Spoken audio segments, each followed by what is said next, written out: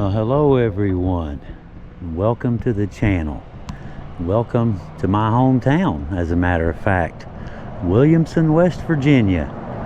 I'm standing here at the intersection of US 52 and Logan Street, right here, at the First National Bank here, and City Hall's right there, fire department, police department.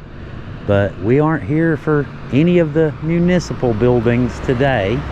We aren't here for any of that stuff at all. As a matter of fact, we are here for something right back this way.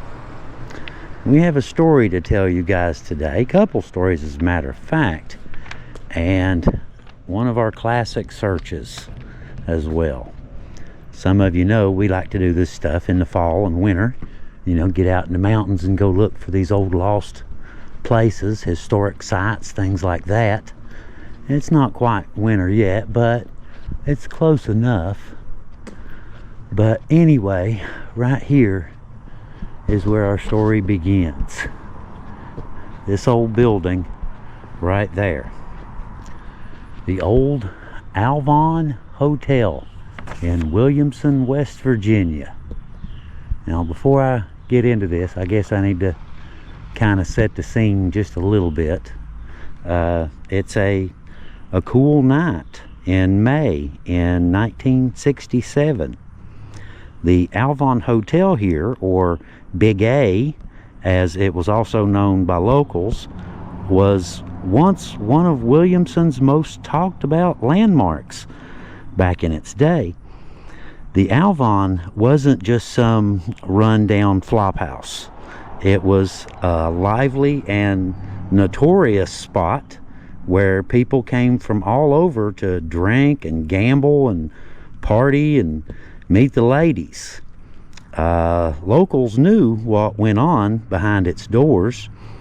It was operated as a brothel, run by a woman named Claudia McCoy. She was a bold, business-minded woman, known for keeping the place open long after other businesses went dark for the night. Upstairs, behind a thin partition wall, a woman lies bleeding. Her name is Lena Chapman, also known as Mary Chapman. Lena was the name most people around the Alvon used for nickname, like most of the women had.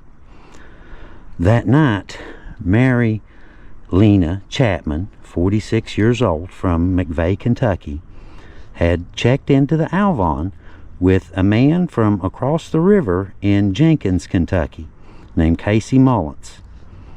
They were seen drinking together earlier in town. Later, in the hotel room here, the violence begins. Furniture's knocked over. A broken whiskey bottle lies shattered on the floor. When someone opens the door, they find her on the floor unresponsive, with her head badly battered with the bottle and a blood-covered lamp. They rush her to the Williamson Memorial Hospital, but the damage was too severe. Her skull had been crushed. The coroner, Dr. G.W. Stewart, later labeled it a fractured skull and extensive head injuries consistent with repeated blows from a blunt instrument. So it was not an accident. Now, Casey Mullins was arrested quickly as Chief Bill Hatfield and Officers Sammons and Jude moved in to find him. He claimed that she fell, but the scene didn't say that. The room told the true story of what had happened that night. It was obviously the scene of a savage beating, covered in blood. The last information we found on Mr. Mullins was that he was being held in the Mingo County Jail, facing murder charges and waiting for a grand jury to decide whether to indict or not. Now, we tried to find, the fate of Mr. Mullins. But all of this happened just days before the Floyd County, Kentucky school bus crash. 26 children and the driver were killed, and it dominated all of the news stories of the day. We were sent this story by viewers Tom and Jada Lawson. Tom said that as a kid, he remembers seeing her grave in Chattaroy, West Virginia, up in a little place called Holler. He gave us directions and told us that we may still be able to find the spot. Now, I'm going to leave here in a minute. Take you guys with me. This is an undocumented cemetery. Its location is sort of known, basically sort of known at best, through documentation. You know, so-and-so was buried there, so-and-so was buried there, that sort of thing. But there are no pictures of any of the graves, and it has never been documented. None of it has ever been documented. But that's where we're going to head out right here in a minute. But I thought we would just kind of take a look real quick at the old Alvon Hotel before we took off. There used to be an apartment building right next door called the Simons Building. But if you look right over top of this one, right over the door, there's an S, 1938. And right there is where the old sign used to hang, said the Alvon, and had a big capital A on the top of the sign. So that's how it got its name, the Big A. Everybody's going to the Big A to go have some party time, go have some fun. Yeah. But anyway, there was a bar downstairs, and this back door here went into the bar. It was club members. You had to be a member to get in. But the rooms were all upstairs, obviously. And like I said, the bottom part of it was a bar. Now, like I said, this is my hometown. I'm very familiar with the buildings and the area. The old Leatherwood Dairy used to sit right here. Back in the day, the milkman. Remember that? The milkman. That's the corner of the foundation of the old Leatherwood Dairy right there, as a matter of fact. I remember as a kid, there was a little shortcut that we used to take right through here that went between the buildings. And, you know, we'd take that little shortcut to get, you didn't have to go all the way up and around the buildings. You could just dart in between them. You know how kids are. They don't care to trespass. But anyway, that was the entrance right there to the bar, like I said. Of course, you could go in the front door too, but I think most people probably use the back door, if you know what I mean.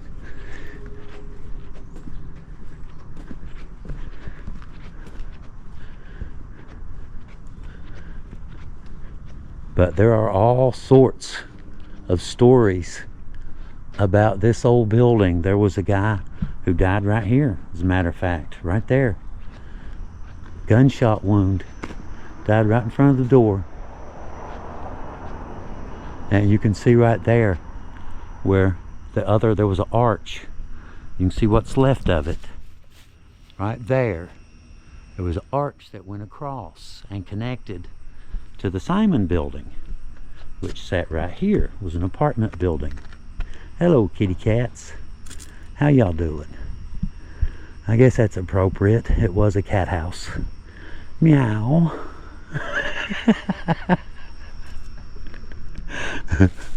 Okay, enough with the humor.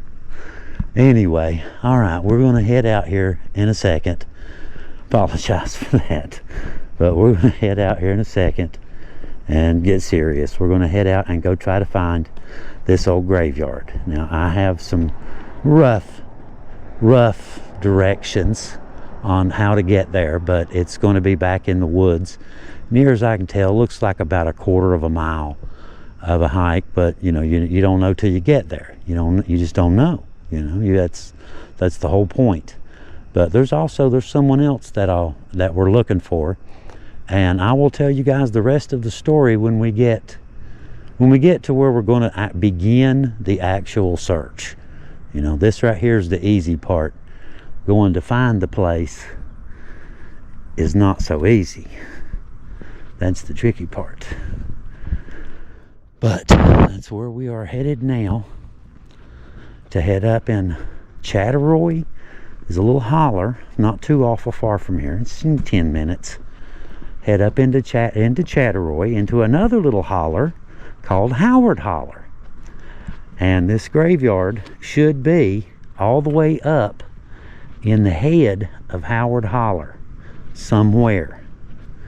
But I guess today, Saturday morning, was a perfect day to come down here and do this, wasn't it? A really good day to do this. There's usually all kinds of traffic zipping through here. It's cold weather and a weekend kind of got everybody hanging out in the house. It was like 37 this morning. Okay, all right, let's get out of here. We've got to do some driving, leaving the site of the old Alvon Hotel to go look for this old graveyard. Let's go.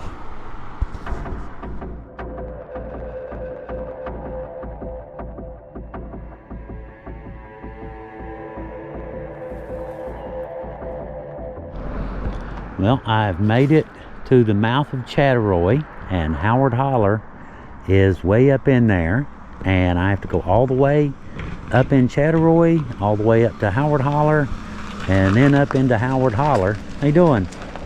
Until I find the place.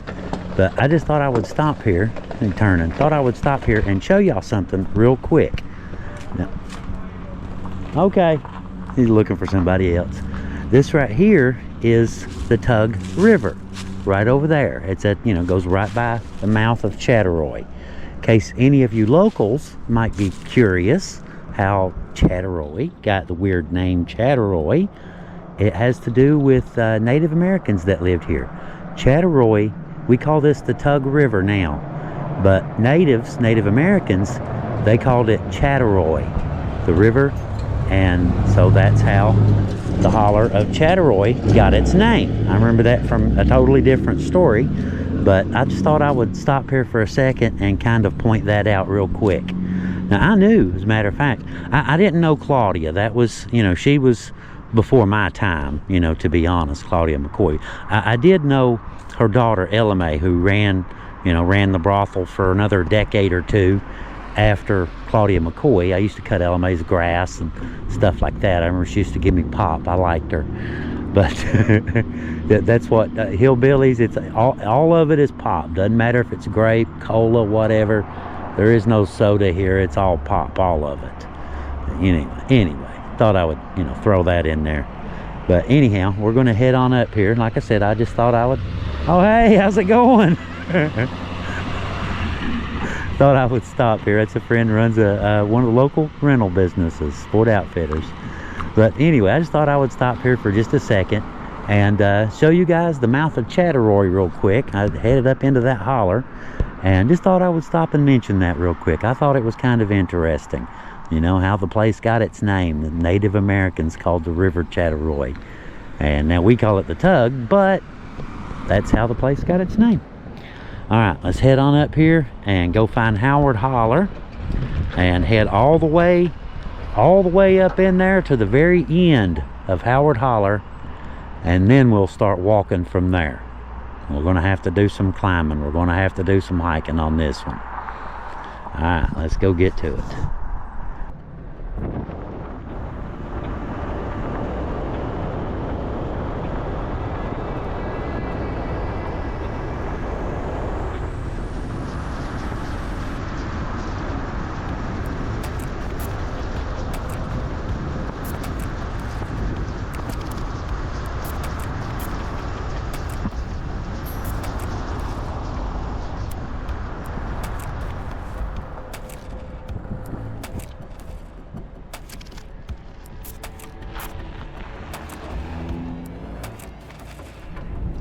Well, I saw two ladies back down there and stopped and asked them.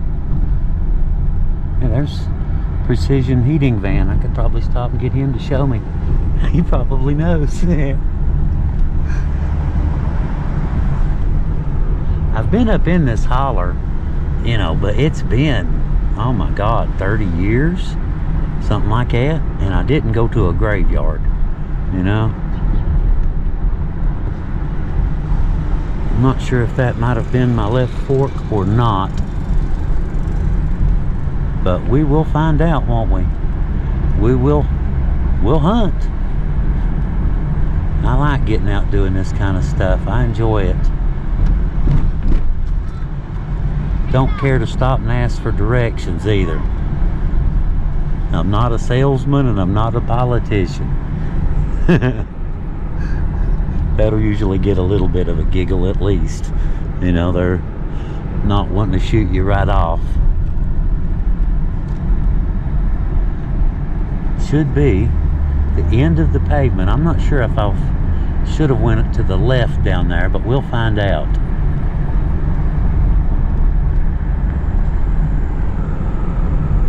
She said there's the last house where the pavement ends. Just go ahead and park. You're there.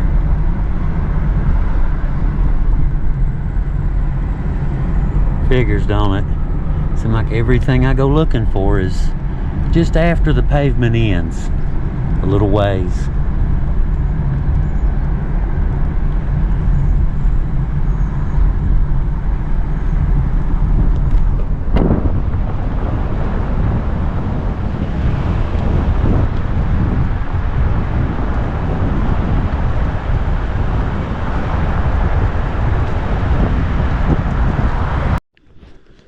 Well, I'm pretty sure I'm on the right track. Stopped and talked to this lady right here, and I was looking on satellite on Google Earth and, you know, trying to figure out where I think it is. And I believe it's right back up. Let's see. I think I'm going to have to go up this way, circle around this point, back around that way, and then come back down from the top is the way I believe the road goes from satellite. But it does look like, anyway, that I am on the right track.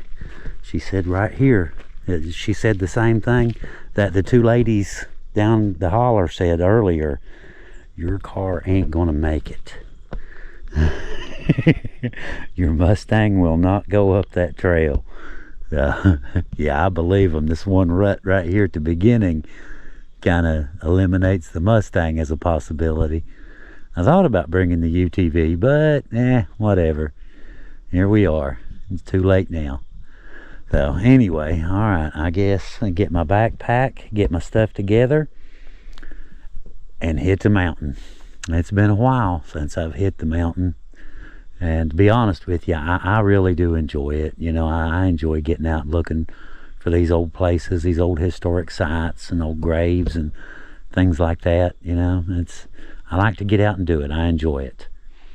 And, you know, you get to do something really cool too. You know, you document these, and family members, descendants can find their relatives, and, you know, and all this sort of thing. And you've told their story. You know, even if you can't find the thing itself, you know, you've at least told their story just the same. But anyway, I guess let me get my backpack. I see a dog up there just standing there staring at me, a collie. Just standing there staring at me. Anyway, let me get my backpack out, and I guess get up the mountainside. Step 2. Well, remember I said I spoke to the lady of the house here? Well, her husband just came home. That's his pickup truck right there. And we've been out here talking for about 10 minutes. Apparently we know a lot of the same people and places and stuff. But he was telling me, yeah, I own that property. You go right ahead. You know, make yourself a home, stay as long as you want. You know, he was telling me, he said, right here behind my old barn, that barn right there. He said, there's some old ones back there that just have stones. He said, they're really old. He said, but now it's a pretty big graveyard. He said, it goes way back up on the hill. It would, wouldn't it? That's okay though. We got the backpack. We're here for the duration. 5 backup batteries.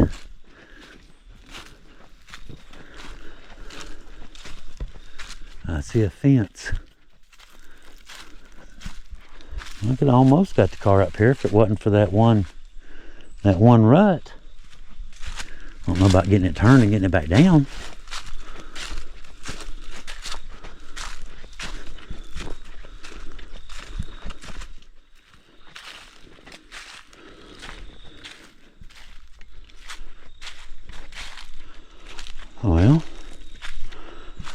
found the graveyard, it looks like.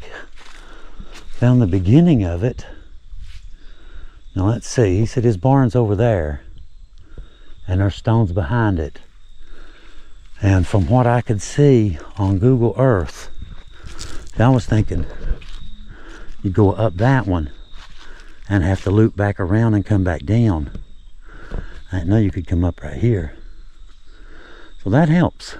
That helps a lot. But anyway, all right, let me get situated. And yeah, we'll get going up here. We got a lot of work to do. Well, it's definitely a pretty day to do it. That's for sure. The leaves and the, yeah, a little bit of sunshine. Beautiful day. Beautiful day. But anyway, as I was saying earlier, Tom and Jada Lawson sent us the story. Now, Tom gave us directions, and like I said, told us that we may still be able to find the spot. He says, Mary was buried in a small cemetery at the head of Howard Hollow in Chattaroy. I might be the only person who knows exactly where her grave is, as I spent a lot of time up there as a kid. Her grave was marked by a metal marker up through the 90s. Not sure if it's still there, but I would assume it probably is. You'll see some family plots enclosed with chain link fences. He says, go past the Dove family plot and you'll see an open area. Miss Chapman is back near the mountainside in that open area. There used to be a metal marker that read Mary Chapman, 1921 to 1967 on it. If you see a fenced plot with the name Southers on the stone, you've gone too far. Somewhere up the slope, the marker once stood for Mary Chapman, the woman killed in Williamson that night in 1967. But as Tom told it, she isn't the only one who's resting here. You see, Chaturoy is also where a lady named Sulia, Canada, once kept her home. Now, her death certificate, dated September 11th, 1947, says it very simply. Gunshot wound of the head. The box beside it says accident. But behind those few typed words is a mystery that still lingers over the valley to this day. See, Sulia was only 44 and was born in Pike County, Kentucky, and married to Victor, Canada. Together, they had built a large family, 10 children, several of them still small when the shot was fired on that September evening. The record says the injury happened at home here in Chaturoy and that she was pronounced in Williamson, likely after being rushed to the hospital that once stood downtown. The attending physician, Dr. Barron, wrote that she died on the same day. On the surface, it was ruled as an accident. You see, in those days, firearms were part of daily life here in coal country.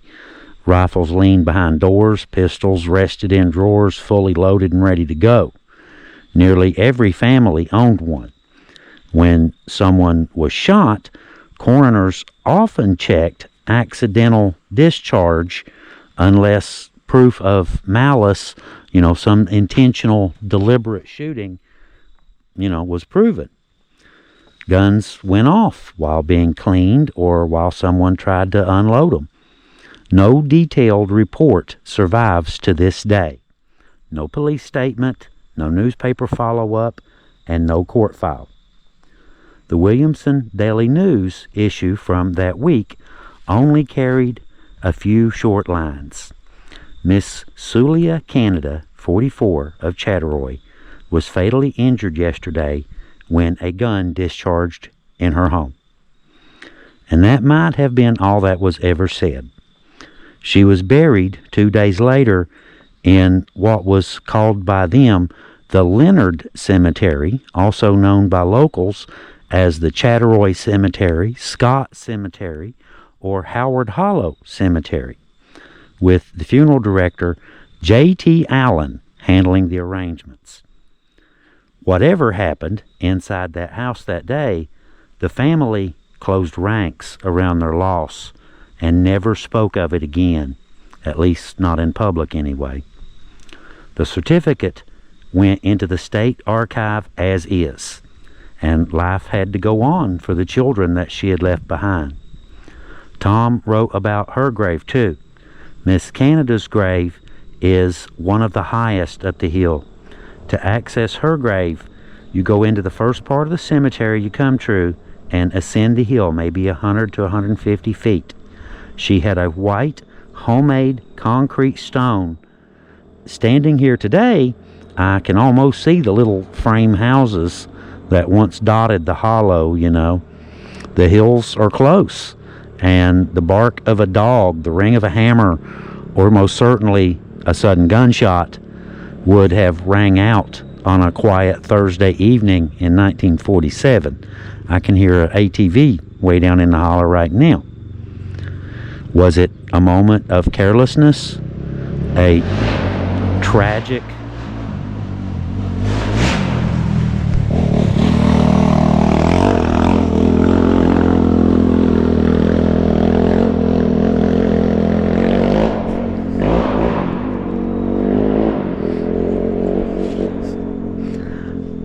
as I was saying, was it a moment of carelessness, a tragic mishandling, or something more that no one dared to tell of?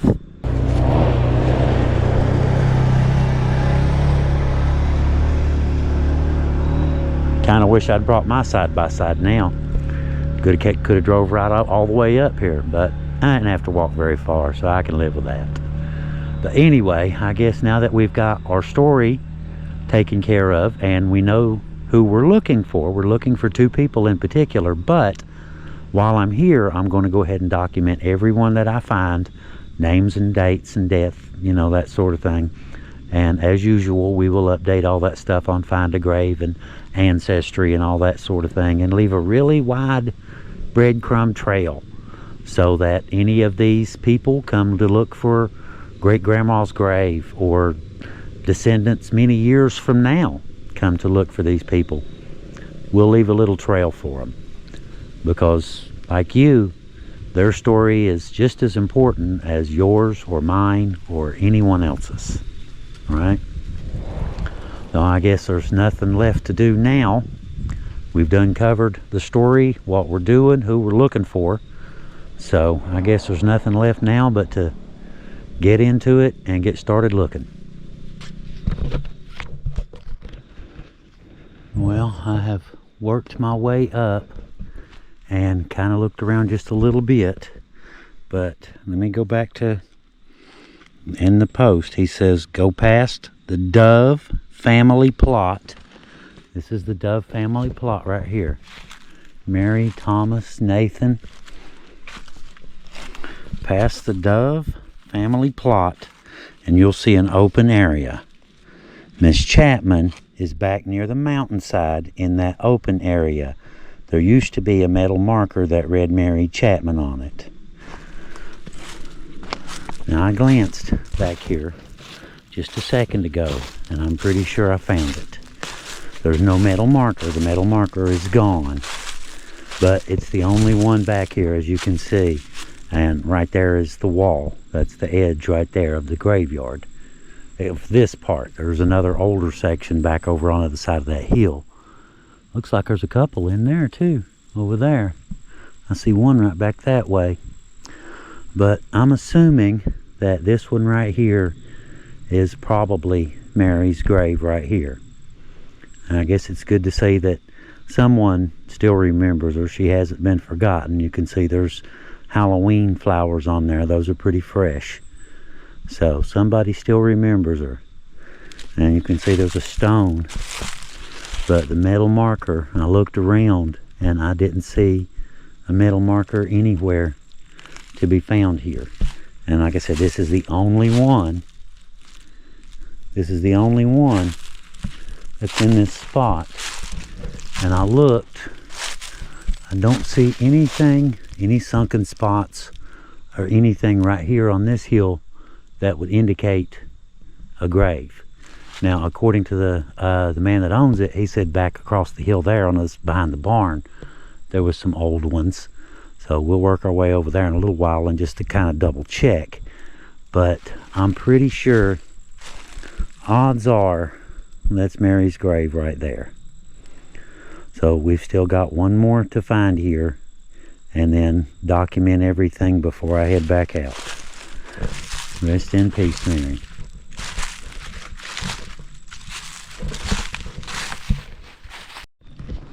Okay, yes, it is confirmed that is her grave, because he said plainly, if you go to Souther's, you've went too far. And Souther's is right next to it. It's the only one back there. That's Mary's grave right there. Now, I came up, I followed the directions. As soon as you come to the graveyard, straight up the hill, 100 to 150 feet, should see a white homemade headstone. And we found her. Sulia, Canada, right there. It was an accident, and there are no other witnesses. No one else saw anything. No one else knows anything. There's no evidence of foul play. We will just assume, you know, for lack of evidence, we'll assume that Sulia died as an accident.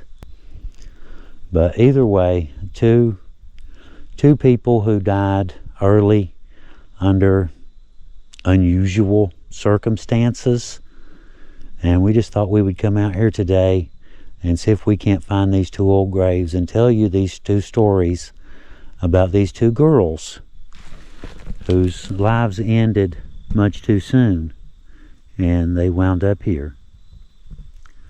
But it's such a beautiful day, though. Just the weather is so nice. It's one minute it's kind of chilly, the next it's hoodie weather. So you just kind of throw the hoodie over a tree and go until it gets cold. When the sun goes behind a cloud, you grab the hoodie again. But now that we've told their stories, I guess that's about it for this episode, isn't it? We've came out, we've told the story. I've taken you to the old site, the Alvon Hotel for Mary, and brought you up into Holler and showed you a little bit and told you about Sulia here as well. So I guess all that leaves now is for me to kind of switch gears and start documenting some of the old graves here. There's a bunch that you can see, like that's one right there. It's sunken in. There's no marker at all. And some of these, I saw some over here, they're just old stones. And I've said that before, you know, that I know it sounds strange that to say, but in a way you do kind of die two deaths. You die the natural death when you die, and you die another one when the last time your name is spoken. Your memory dies. Not you, your memory. And now that we've came out here and told these two stories, Mary and Sulia's story will live on now. They have a new life through YouTube, and their stories will live on through all of you guys. Everyone who's seen this video now knows the story about Sulia and Mary, and their memory now lives in you. Anyway, guys, thank y'all for coming along on this beautiful day and hearing our little story. And we'll see you guys next time. Hillbillies out.